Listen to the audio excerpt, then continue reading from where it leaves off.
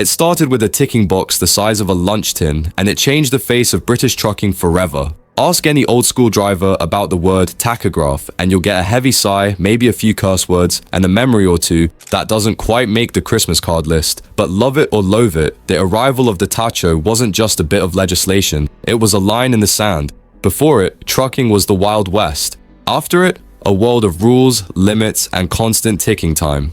Back in the 60s and early 70s, haulage was chaos in steel form. Drivers worked insane hours, no logbooks, no sensors, just a stopwatch in the glove box and a strong mug of tea to keep the eyelids open. Some lads would run 18-hour shifts, sleep in lay-bys, wake up with frost on their boots, then do it all again. It wasn't brave, it wasn't glamorous, but it was how the job got done. Until one day, it wasn't. By the time the late 70s rolled around, Europe had had enough. Too many crashes, too many shattered bodies slumped over wheels, and too many hauliers playing fast and loose with driver welfare. The answer? A cold, clinical German invention, the tachograph. Designed to log speed, distance, and, most importantly, rest periods, this little box became the most feared piece of kit on the dash.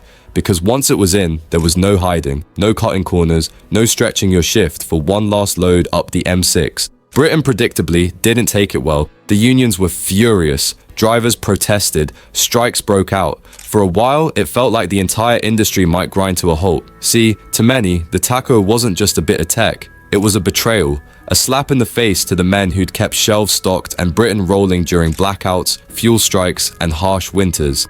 Now they were being told how long they could drive, when to rest, and even how fast they should take corners. But slowly, the tide turned. Not because drivers loved it, but because they had to.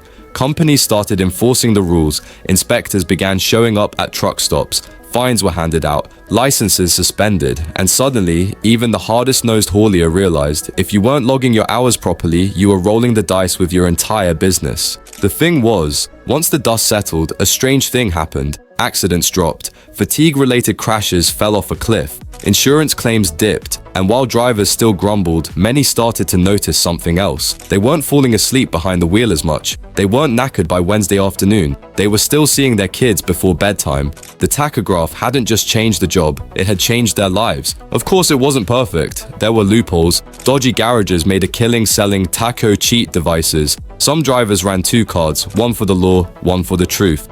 And enforcement? Patchy at best in the early years. But the principle stuck. And by the time digital tachos arrived in the 2000s, the argument was long over.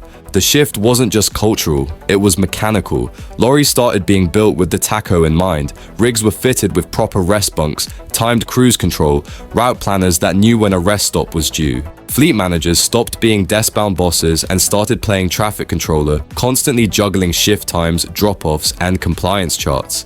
And for the new generation of drivers, the ones who never knew the job without a tacho, it all just felt normal, like a seatbelt or a speed limiter. It wasn't a debate, it was just the way things were. Funny thing is, the tachograph never made the job easier. If anything, it made it harder, less flexible, more paperwork.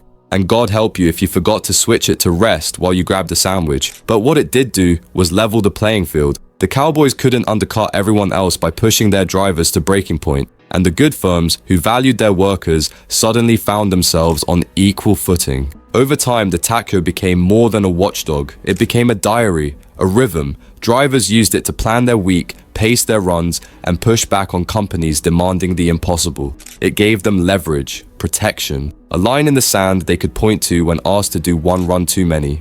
It also rewrote the map of Britain. Truck stops multiplied, rest areas grew, the entire industry reshaped itself around legal hours and safe breaks. And yeah, some old dogs still grumble that it ruined the job, but most will admit, grudgingly, that it probably saved a few lives along the way. And that's the thing about revolutions. They never start with fanfare. They start with resistance, with anger, with lads banging their fists on the steering wheel because a little ticking box told them they'd had enough. But once it beds in, once the chaos clears, you look around and realize the whole game's changed. By the time digital tachographs rolled in during the 2000s, the old guard knew the game was up. No more scribbling on discs or hoping the inspector didn't spot a dodgy chart.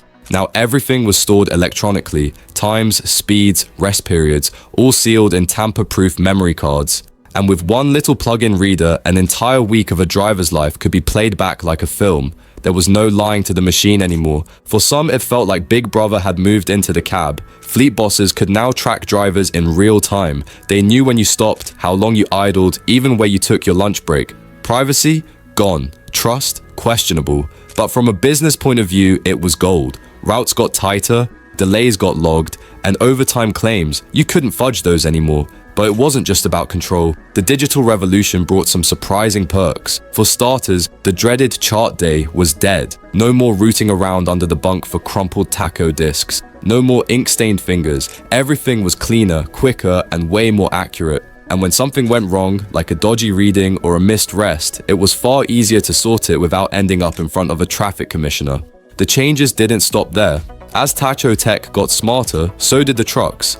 Integrated systems started linking up with sat-navs, engine management, even fuel economy tracking. Drivers could see, in real time, whether they were over-revving, coasting too much, or burning too much diesel on hill climbs. For the first time, hauliers had genuine data to squeeze more profit from every mile, and good drivers could prove their worth with cold hard stats. Then came remote downloads. Suddenly, you didn't even need to bring the lorry back to base to empty the card. The boss could pull it from his office miles away. That meant faster compliance checks, fewer missed deadlines, and no excuses. It also meant that dodgy operators who used to lose cards or erase records had nowhere left to hide. But not all drivers hated it. In fact, for many of the newer lads, it was a blessing. The rules were clearer. The boundaries were firm. No more pressure to just squeeze in one more drop before calling it a day. If the clock said stop, you stopped. Simple as that. And if a customer moaned about delays, the tacho had your back. It wasn't the driver being lazy, it was the law. Some even took pride in playing the system smartly. They'd time their brakes to avoid rush hour, use their driving windows efficiently, run circles around inefficient planners who hadn't quite caught up. It wasn't just about being on time anymore, it was about outsmarting the game. Of course, there were hiccups. Some systems were buggy, cards would fail, units would freeze, and if you forgot your card at home, well, good luck convincing the depot manager it wasn't just a cheeky day off. Plus, the bureaucracy could be a nightmare, especially for international drivers juggling different rules across borders. But by and large, the tachograph did what it was meant to do. It forced an entire industry to get serious about safety. It weeded out the cowboys, and it gave decent drivers a fairer crack at doing the job without killing themselves in the process. Today, you'll still hear the odd moan about the tacho, but it's less about the device itself and more about the culture that's built around it. Some say it's too rigid, that it turns drivers into robots, that it takes the feel out of the job. And yeah, there's truth in that. Back in the day, a good driver used instinct. He knew when to push, when to pull back, when to sleep with one eye open in a foggy lay-by. The tacho doesn't care about feel, it cares about minutes. But here's the thing, the modern road isn't the one from 40 years ago. It's faster, it's more crowded, it's built around systems. And if we're being honest, most of those old instincts got a lot of blokes killed or knackered well before retirement. In many ways, the tacho became the backbone of a new trucking world, one where safety wasn't a luxury, but a requirement, where fairness didn't come from who could drive longest, but who could plan smartest, and where the cab wasn't a lawless island on wheels, but part of a tightly wound machine stretching from Glasgow to Gibraltar. So next time you hear that familiar beep at the end of your shift, or curse the countdown as it eats into your earnings, take a second, because that little box, for all its faults, helped steer British trucking away from the cliff edge, and it's still ticking, mile after mile, stop after stop, keeping the whole show just on the right side of chaos.